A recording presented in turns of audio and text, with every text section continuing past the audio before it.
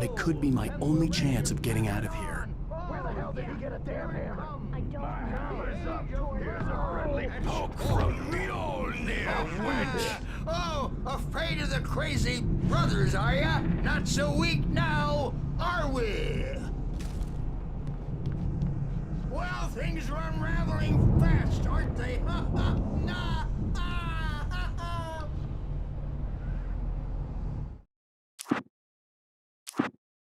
Hartman kept talking, giving Barry the grand tour, clearly proud of the place. He went on and on about his hunting trophies, and Barry was impressed. But he was here on business. He raised his voice, cut through the monologue. "Hey, Hartman, where's Al?" Hartman stopped in mid-sentence, annoyed at the interruption. He nodded at the hulking orderly standing nearby. The man smiled and clapped a practiced hand on Barry's shoulder.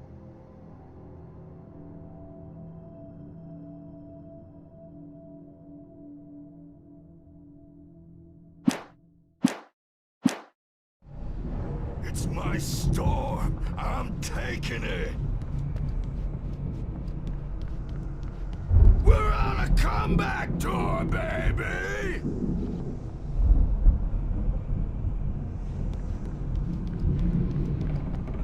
Hammer's Way will have its say rise up in their name!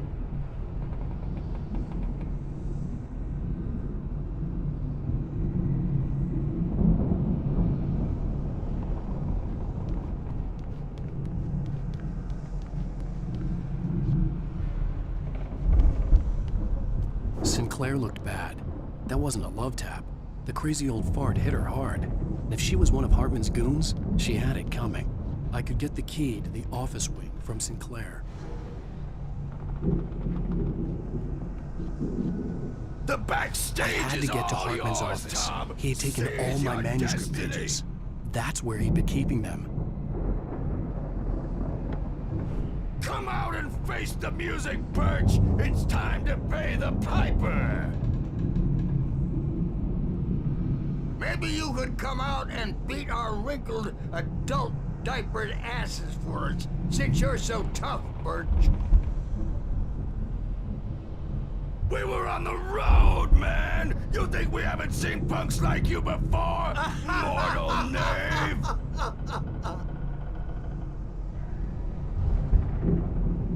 Yeah, you better hide, Birch. My wrath will break you. He's probably kidding, Birch. He's got a great sense of humor. Just ask Sinclair. Oh.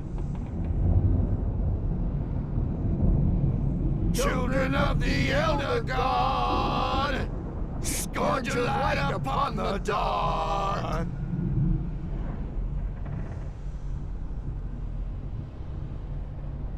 Wow, wow, wow! I wish I had my axe. Oh, memory and thought, jet black and clawed.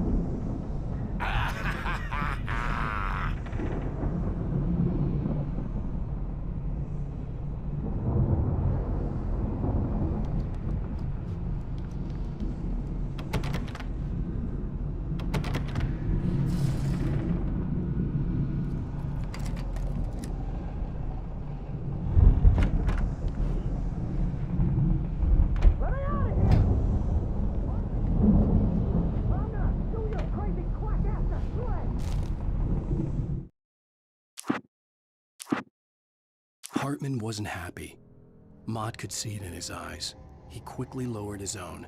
He had made a mess of it, and he knew it. The shame of failure was hard to bear. He hadn't expected Wake to say he needed more time, and he blurted out 2 days, less than Wake had asked for to show him who was in charge. But that wasn't part of Hartman's plan.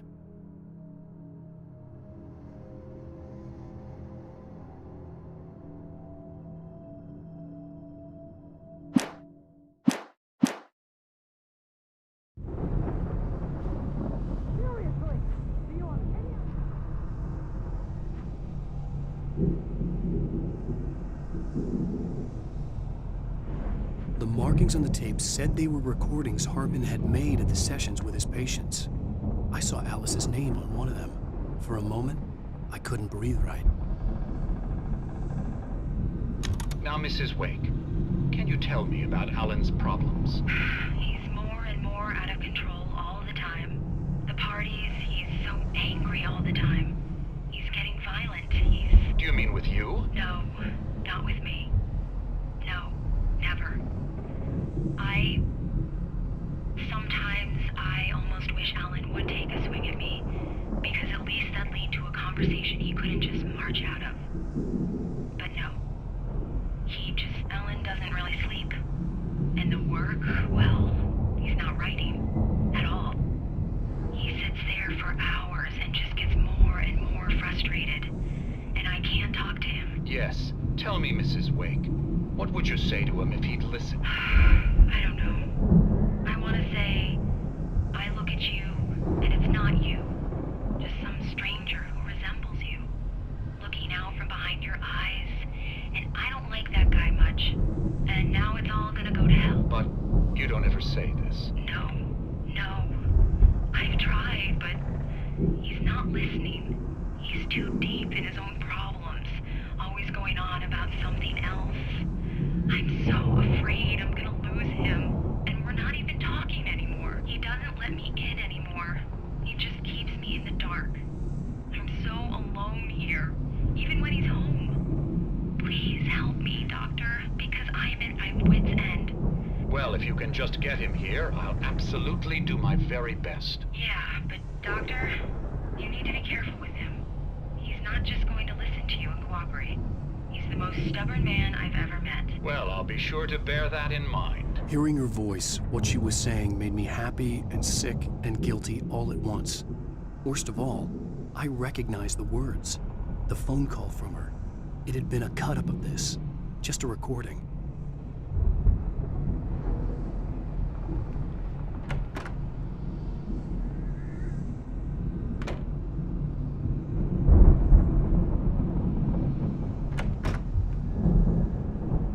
The photo on the wall caught my attention.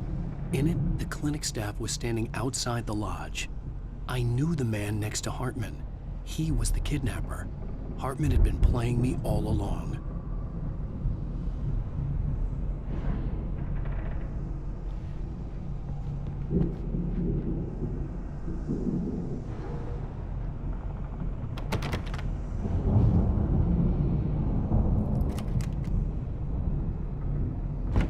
Barry? Ow! About time! Barry! Man, am I glad to see you. We need to get to Hartman's office. It's right next door. You okay? Yeah. I mean, no! The cops found me at Rose's trailer, but they didn't hassle me too much.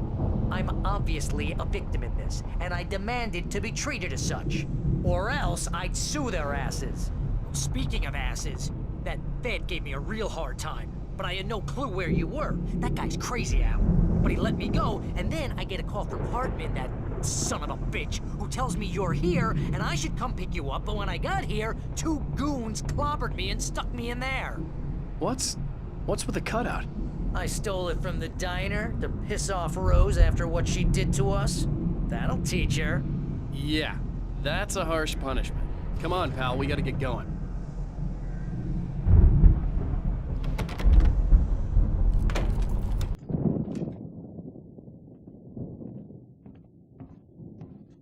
These were all the pages I had on me. And more.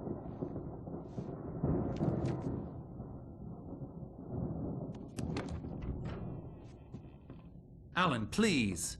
You're sliding back into the... Tell me one more lie and I'll shoot you in the face. Ah, well, it was worth a shot. Really, Wake, come on.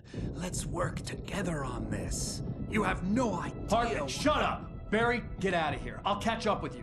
Get a car. Oh, Al, let's just... Go! Wake, listen to me. This is a mistake. Don't you see? Together we can create something absolutely wonderful. With your ability and mine.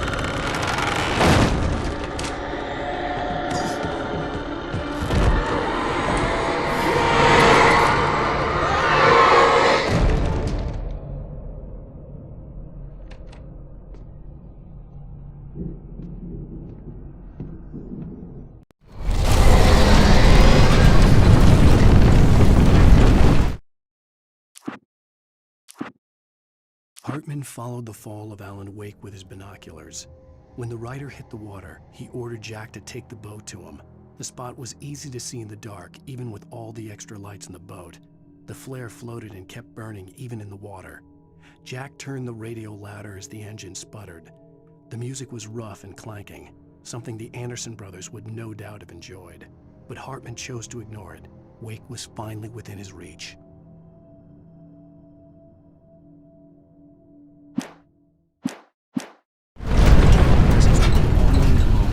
I had to find a way out.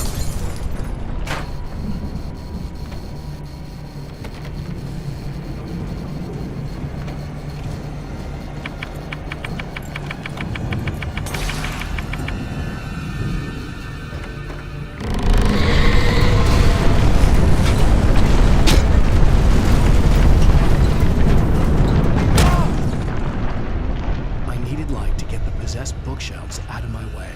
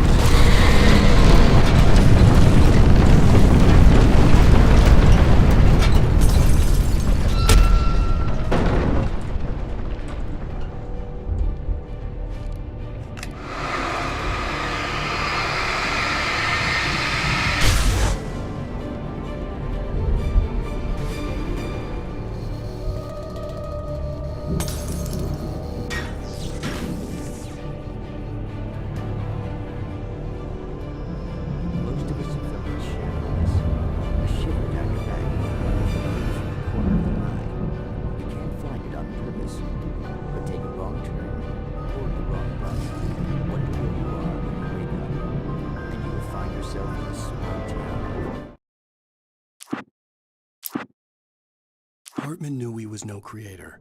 He had no ambitions on that front, and he certainly didn't want to end up like every artist he had worked with here, damaged in ways that were hard to describe, or worse.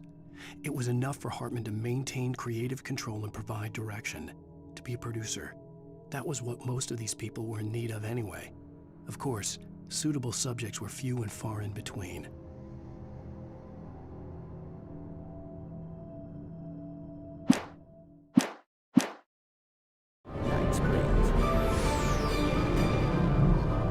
Tonight's episode, The Dunes Marathon.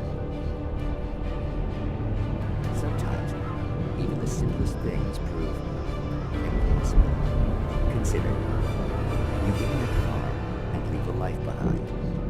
Easy? Not tonight. Thanks for the ride, Mark. I'm so glad to be living in this place. You have no idea. What, Night Springs? Come on, Linda, relax. It's not that bad. Hey, what's that up ahead? Oh, God. There's someone in the road. I think there's been an accident.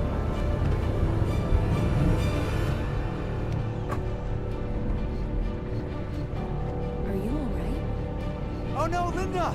Oh no! It was me on the road! Wait!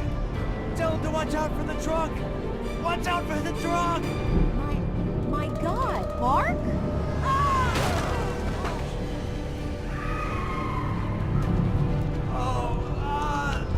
Oh, please!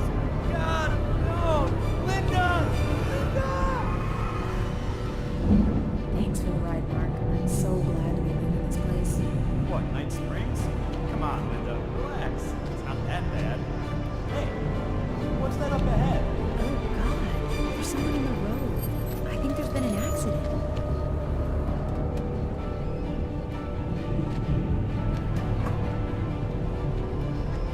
Are you alright? Oh no, Linda! Oh no! It was me on the road! Wait! Tell him to watch out for the truck! Watch out for the truck! My God, Mark? And there you have it.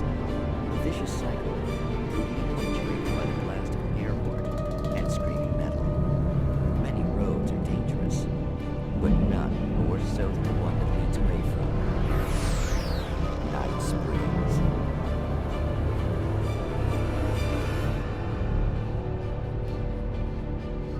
Magic. Parlor tricks. Al!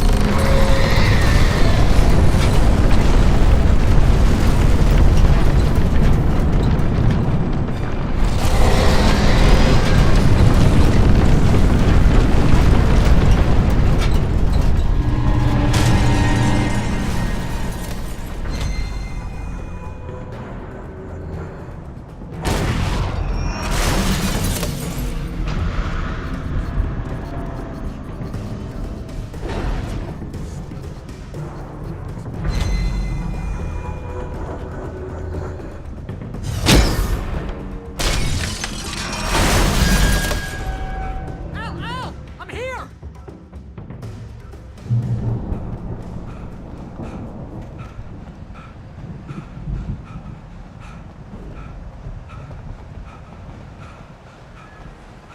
Hey, come on!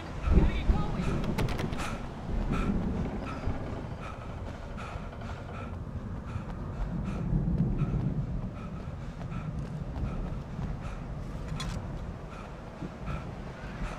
Al! I'm over here!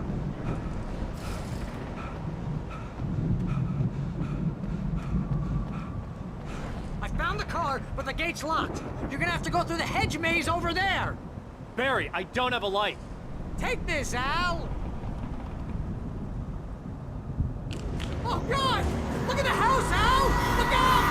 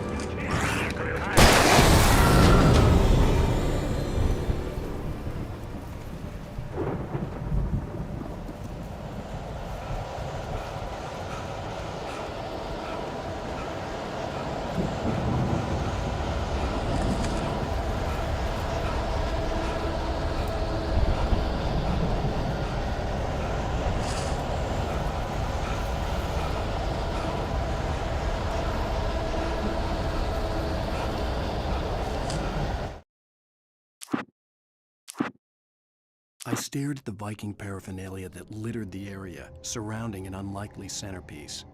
A full-size stage complete with an impressive sound system with all the trimmings, including a dragon. It took a special kind of crazy to build something like this in a remote field. When the sky split open with a deafening boom and the music started blasting, it felt strangely appropriate.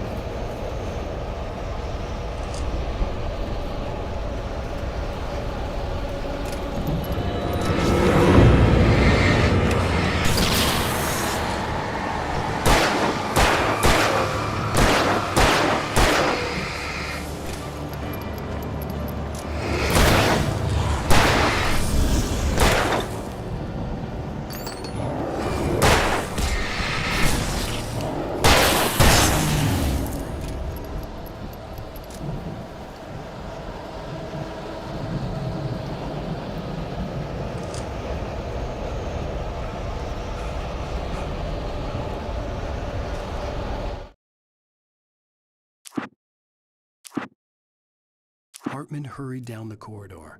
He had disliked leaving Wake when he was surely at his most susceptible to therapy. But this was not an ordinary storm. Wake had been writing, and he had woken something up in the depths of the lake. Now, it was coming for him. Hartman had naturally prepared for a situation like this. The idiot brothers would keep Wake distracted while Hartman double-checked everything, just to be sure.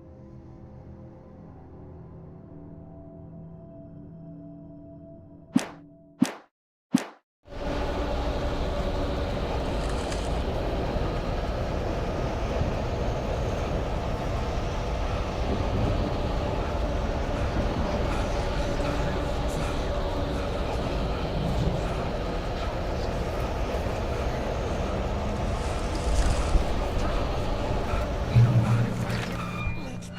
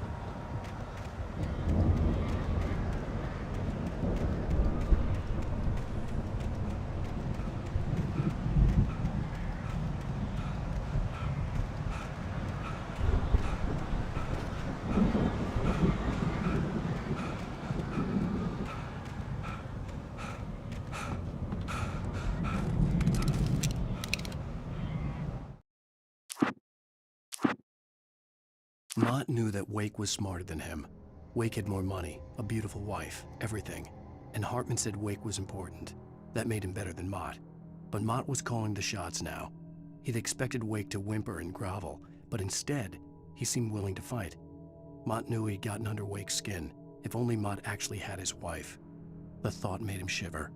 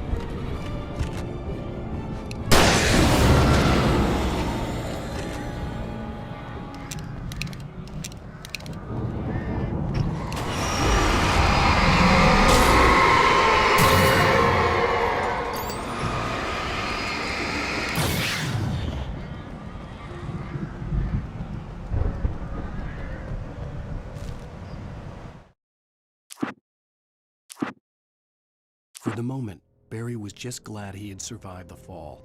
He had been separated from Al, and there was no easy way to climb back up. He told himself he'd be okay in the gloomy forest at night. He would just have to wait for a while for Al to find his way down. Barry turned when he heard the heavy footsteps and saw the movement. The man-shaped shadow lunged at him from the bushes, an axe held high. Barry screamed and threw up his hand. The world exploded.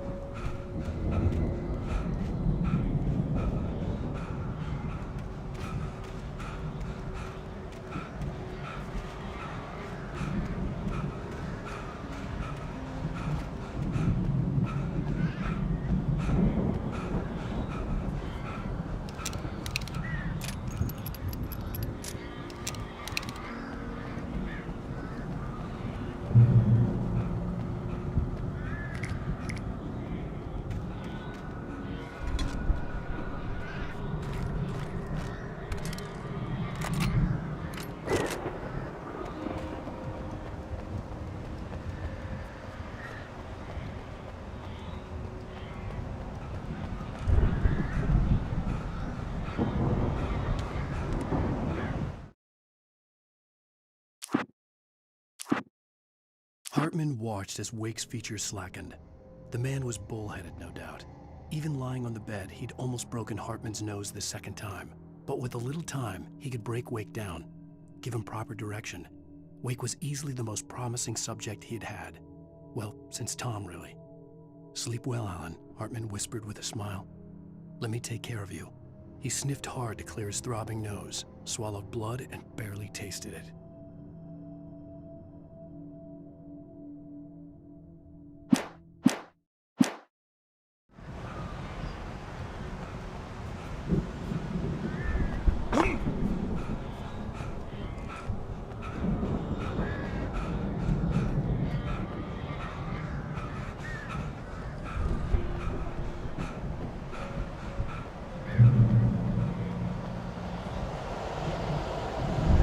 Help!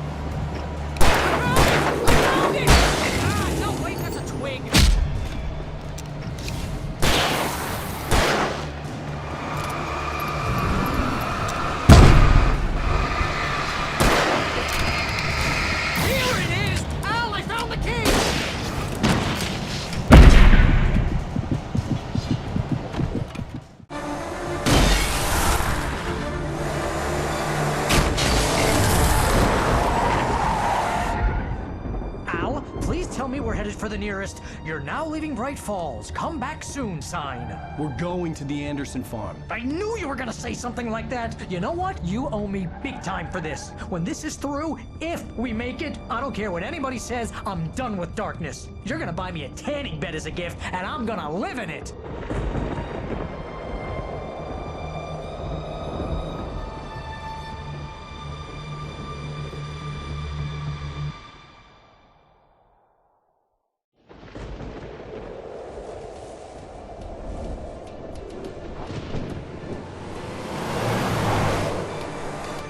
I'm crazy, but that's fine, Barry.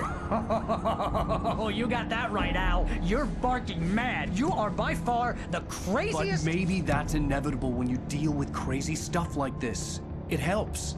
This is happening, Barry. Alice, they never had Alice. She's trapped in the darkness at the bottom of the lake, but she's not dead. Al, how can you know that? I know, Barry. I can... Al, No, listen. I can bring her back. I can find her. There's something special about this place. The lake, it does something to the works of art created here. It makes them come true.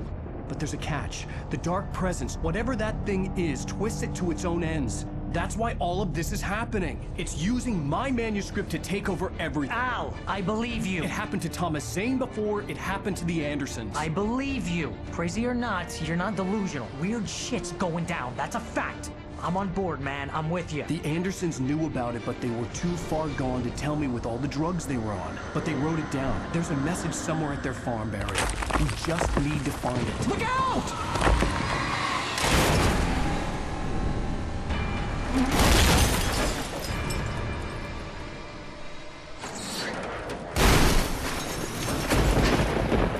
Al!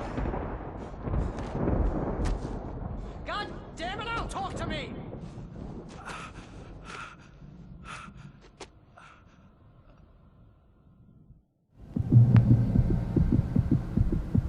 I had lost my gun in the crash.